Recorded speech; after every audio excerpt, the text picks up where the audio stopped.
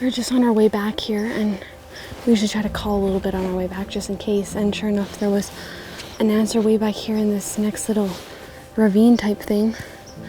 And it sounds like there's actually two bulls. They were kind of screaming at each other, and then we were calling too, but they're not that far away, so we're gonna try to go after them here.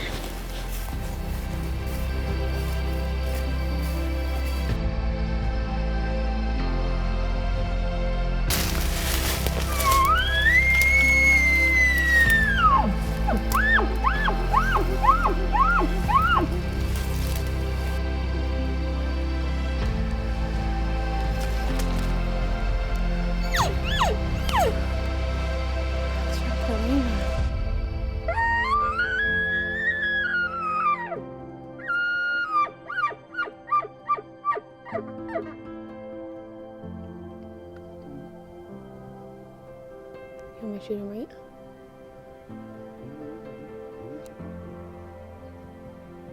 Oh no, I can't see his body very good right here. Over her relatively short hunting career, Darcy has quickly become one of the most successful hunters I've ever known. From the prairies of southern Alberta to the muskegs of the north, Darcy has proven time and time again that patience and persistence often pays off. But throughout that hunting career, there was always one species in particular that caused her more grief and heartache than the rest of them combined. That's so frustrating. And I know that it seems like we tell this same story every year, but the truth is that every year when we head north into the dense elk forest, we genuinely believe that this would be the year that it finally all came together. I've lost count of how many times we've made that trip, and Darcy would be the first to defend herself in saying that there was little more to blame for it than bad luck. But I suppose that's the single greatest part about hunting and bad luck. No matter what, it has to change eventually. We were right on top of them there this morning, but we were definitely coming in the wrong direction. The wind was kind of blowing right towards them. Normally, well, this is like a cut block, and we know that they always go up the hill. So our game plan this morning was to go down the quad trail, park, and then walk to the top of the hill because they always make their way up there. But in the dark this morning when we were quadding in, there was a massive tree that we couldn't quad over. It was like huge. We're gonna have to pack the chainsaw in here. So we had to come around this way, which we knew was kind of backwards. And of course we blew them out of here. But there was a ton of elk. Like, there was a whole herd for sure. You could hear them scurrying out of here. They were kind of blowing at us. There was a couple bugles in the background, some little chirps. It was kind of neat. So at least we know they're here. But hopefully we didn't blow them too far. There's actually another cut block too, just across the trees from where we're standing. And a lot of times they spend a lot of their time in there. So especially after being blown out one morning, next morning they might be over there. But hey, at least we know they're here. It's the first morning, so it's gorgeous out here though. Look at the beautiful fog. It would have been prime conditions to shoot an elk. Over the years of chasing elk in this particular region, we've been fortunate to become friends with several different people along the way. And through our journey, we've been helped out by locals, farmers, and other hunters familiar with the area. A few years back, I ran into a fellow by the name of Jason Frank at a trade show, and we began chatting about elk hunting. We quickly became friends and stayed in touch over the next couple of years. Each fall, we would try to make our schedules line up to get out and spend a few days in the woods together. But for one reason or another, it just never worked out. This past fall, we finally made it happen, and Jason selflessly put his own hunting aside to try and help Darcy break her curse. We just got an answer here, so we're gonna go in after him. It's perfect. It's a perfect night. It's calm, no wind. So we're just gonna try to get around him so that the wind is good, and we have a lot of time. It's just the beginning of the night.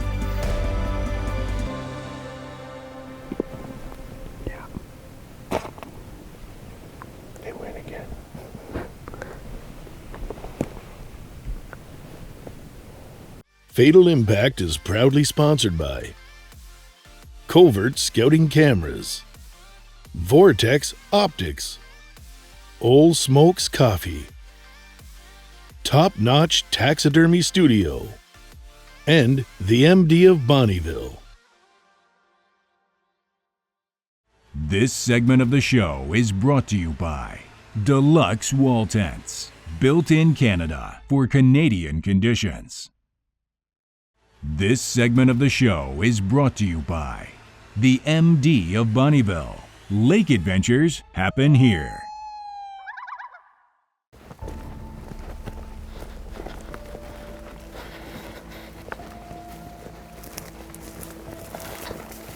I finally got an answer here this morning.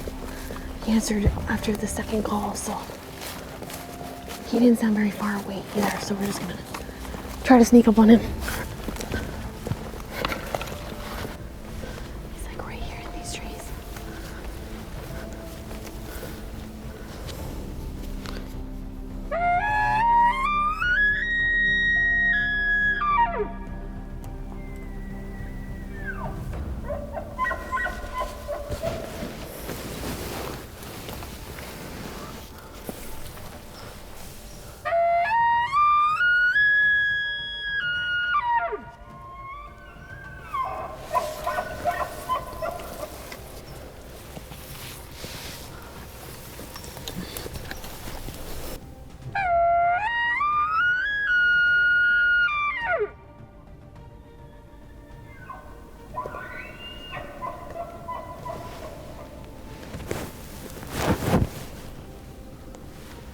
See him.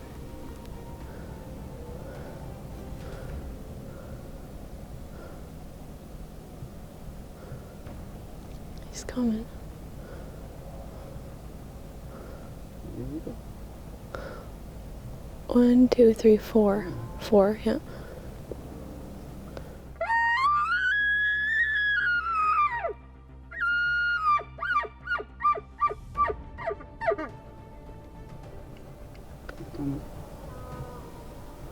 You want me to shoot him right? Whenever you're ready, as long as you're comfortable. Well, no, I can't like see his body very good right here.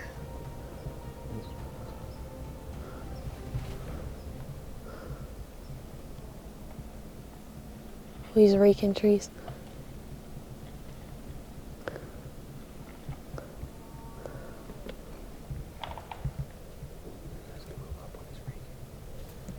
He's raking right now.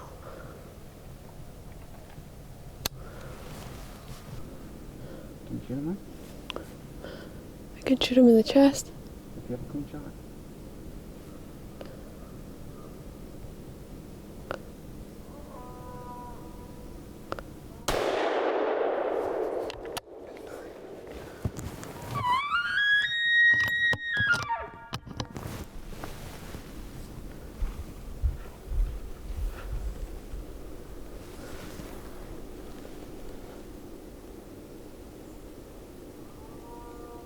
Is he running still?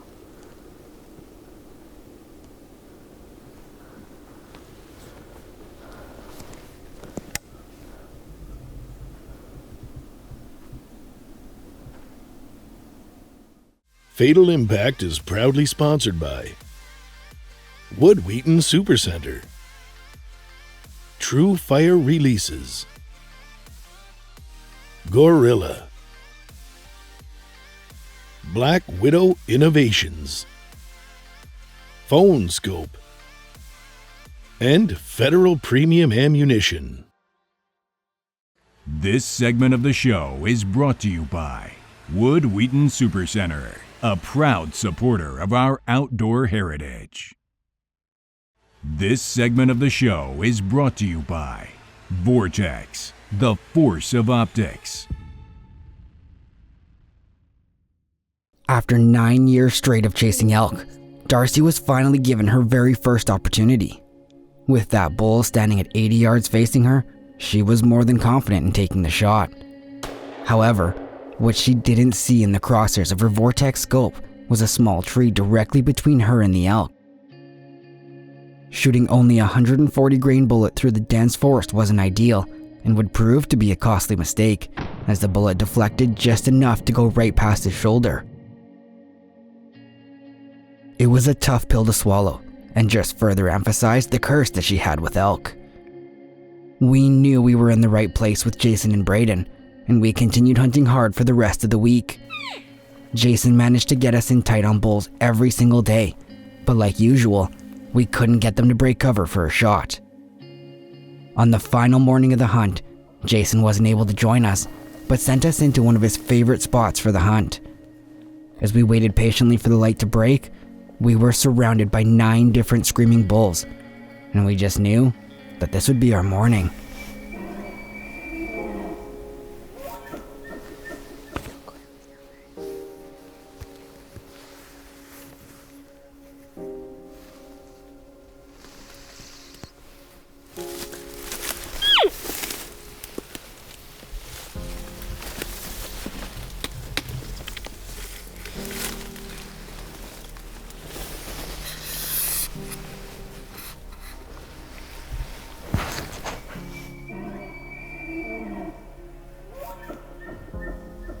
As the light slowly started to reveal the open poplars of the valley, a thick, dense fog slowly started to sink in its place. We had finally found a bull in a patch of forest that we could actually see more than 60 yards. This was our opportunity. But with every second that passed, our visibility was getting less, until we were staring into a fog so thick that we couldn't see more than 20 yards in front of us.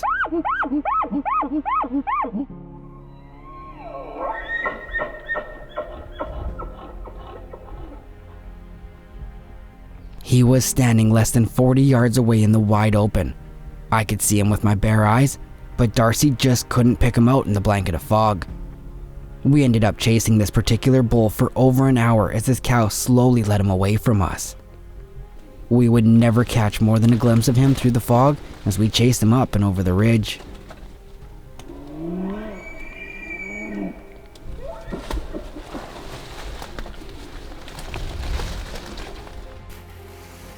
That's so frustrating. These cows are just taking him way up the ridge there. We'll never catch him. He's like he was like within range and now he's like probably 3 ridges over. It's absolutely crazy in here right now. The one we were after this morning, his cows ended up taking him, but there's another one bugle in here not too far down this ridge. I don't know, he's probably a couple 100 yards away, so we're gonna try to get in on him. He's pretty angry, just like the last one though, and he's answering to just a cow call, which is good. So. He's for sure over here, and I think that's a different one. Like right where we came from, that's where he is.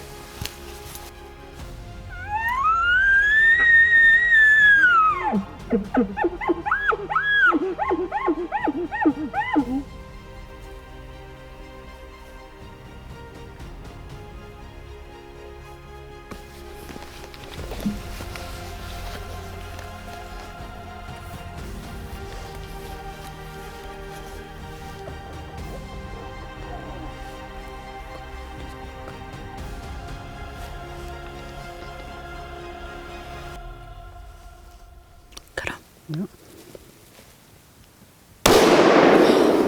I got him, Dina.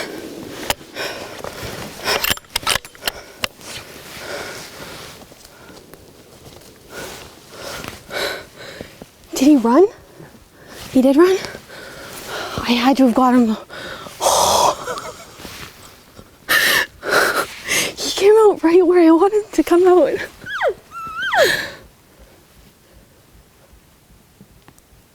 He's not running anymore. Like, I don't think he ran far, did he? I'll get you. You can see him? Do I need to shoot him again? Here.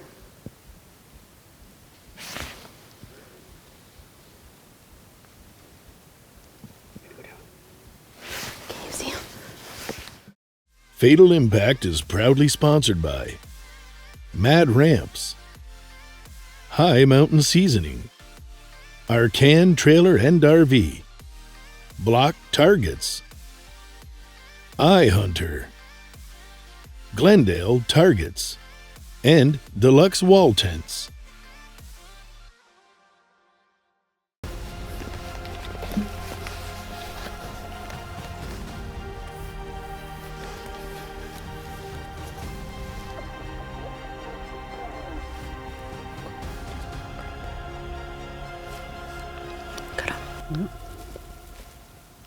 I got him, Dina.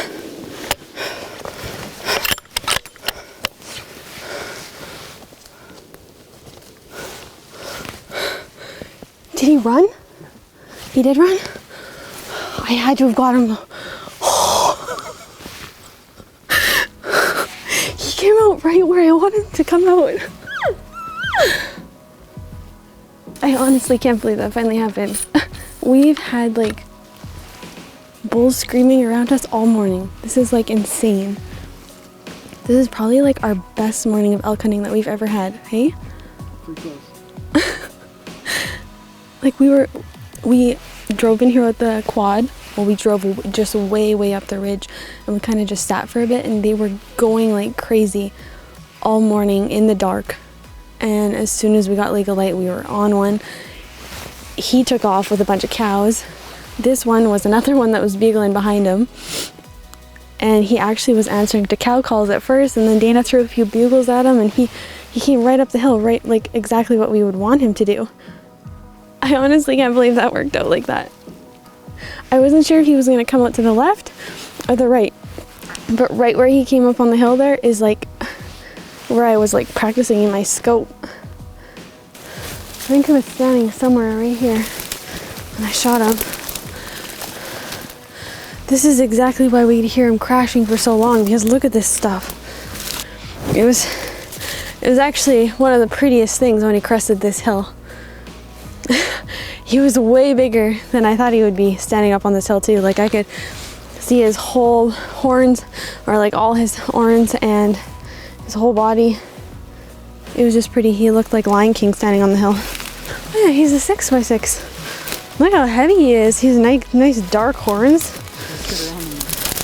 This is a terrible spot for photos. Well, after 8 years of chasing these ghosts in the bush, I was finally able to place a shot on one. I have honestly had probably the worst luck. Like, we know a lot of people that have hunted elk, and I have just had the worst luck. I went years and years and years. Like I said, it's been 8 years, and I just wouldn't get opportunities at them. They're just really incredible animals, and they're super smart. And I don't know, today I guess it was just meant to be, because it all worked out. He came crashing over the hill perfectly broadside, was able to make a nice clean shot on him, and he died in this crazy spot here. He was trying to come down the hill, and he kind of got caught on this spruce tree, so he's not in the best spot here, but he's a beautiful bull. He's actually a 6x6. He has a cool little sticker on his second point there on the other side. He's broke off a couple of his tips. He's definitely a fighter, and he was mad this morning. So it was honestly an incredible morning. Probably my best morning of elk hunting. We're hunting a huge river valley here, and there was elk bugling in literally every direction. We don't know if like we couldn't even keep track of which ones we were chasing, honestly, because we thought he was bugling down in here, and then we heard another one up the hill, and then he kind of stopped bugling, so we were chasing the other one because we thought maybe he moved, and then he bugled back down here. So it's honestly just crazy how many elk are in this area here. But finally it just all worked out, and honestly I'm super happy to take this bull. He's gorgeous, 6x6, nice dark horns. He has some really long points here. Like his second point on this side here is an incredible length. Jason Frank, a good friend of ours, he had us out at his place, and it's been wonderful staying at his place. His whole family's really nice to be around, and we actually hunted with him for a few days, and he had some other guys that he's hunting with now this morning, so he pointed us out in this direction, and this place, it was just crawling with bugling bulls this morning. So all I know is I'm definitely looking forward to some elk tenderloin tonight. That will taste really yummy on the barbecue.